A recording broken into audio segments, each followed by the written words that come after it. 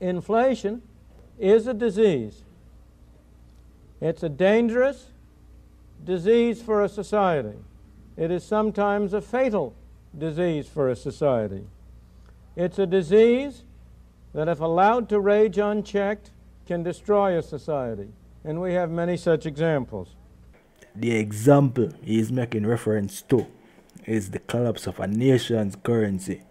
This is a well-documented phenomenon throughout monetary history. Good governance of monetary and fiscal policy is necessary for a strong currency and healthy economy. So if you should look at a country's economic situation and you do not have strong currency like the Cayman or a healthy economy, you know where to point the blame.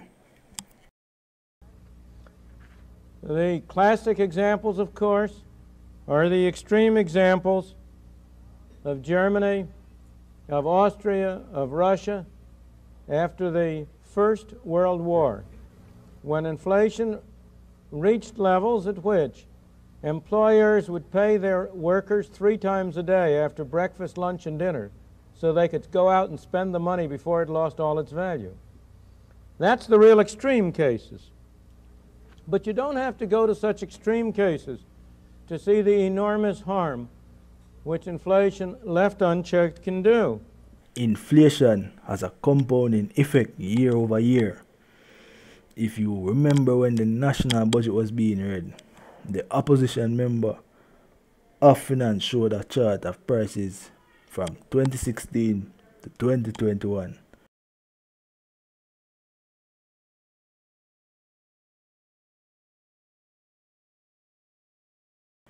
This does not only reflect the price increases over a 5-year period, but this is also a perfect example of how wealth is stolen over time.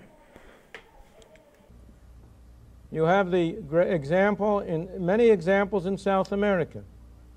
Brazil, before 1964, was brought down by an inflation that led to a revolution that toppled the existing government in order to stem the inflation.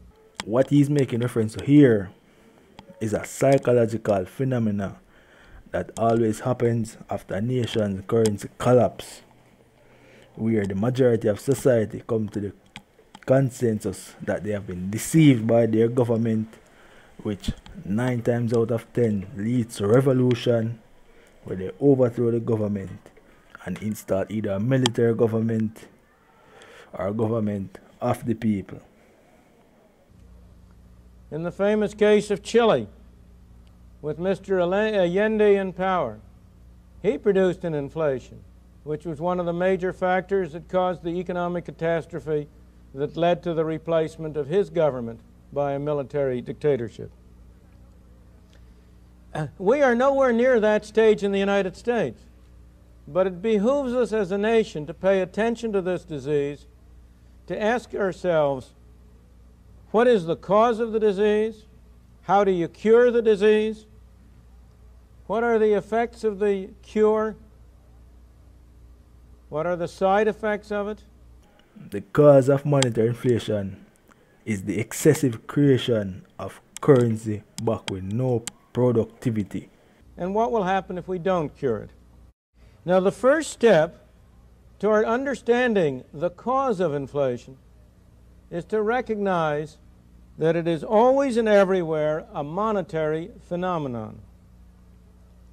It's always and everywhere a result of too much money, of a more rapid increase in the quantity of money than an output.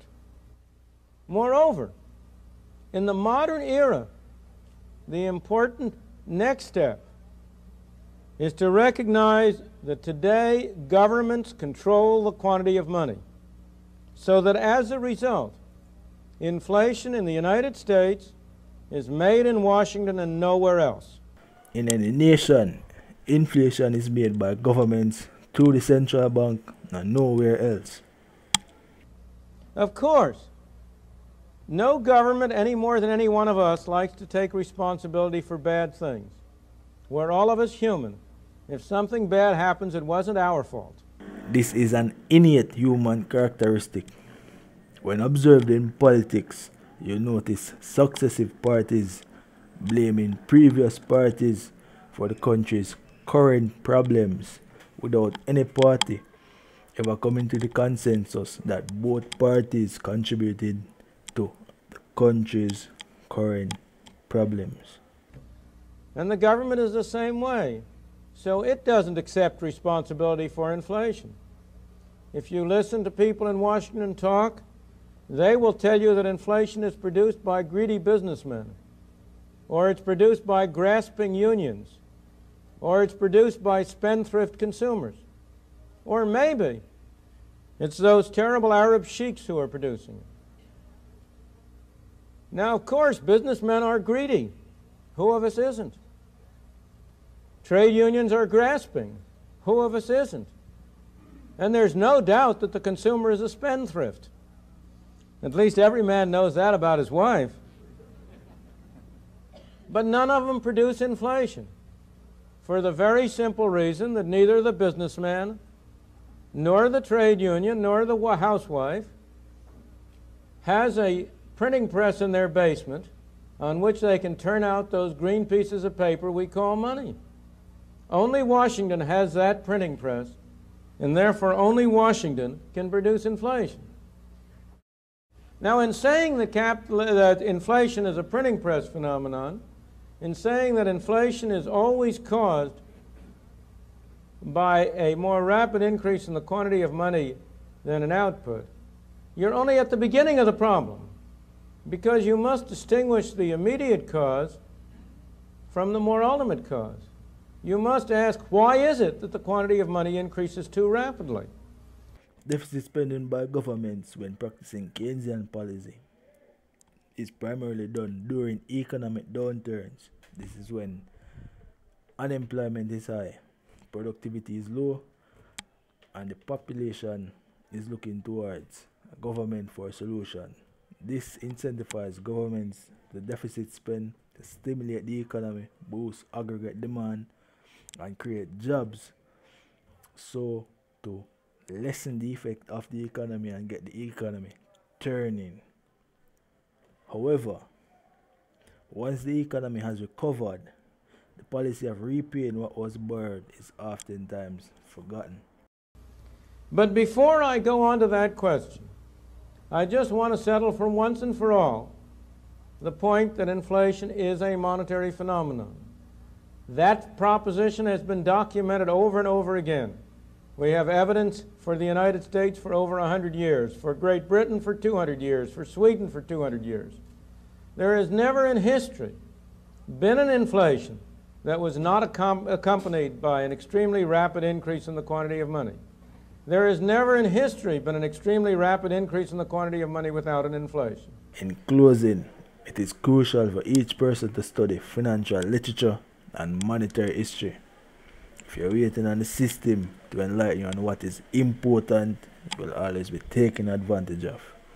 And to read to you the quote that I have on the screen: gold is the money of kings, silver is the money of gentlemen, barter is the money of peasants, but debt is the money of slaves, by Norman Franz, a world-renowned economist.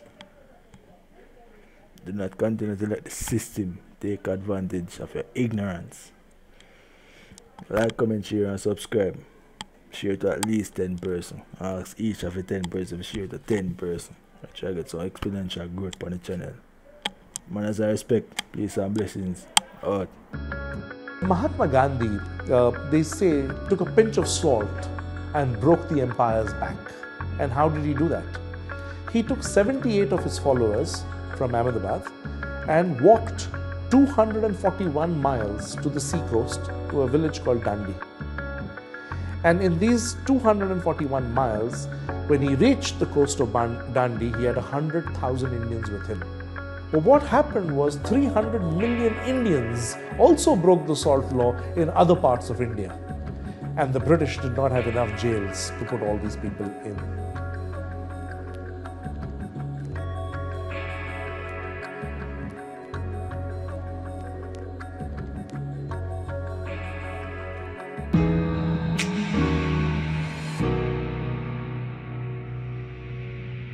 you.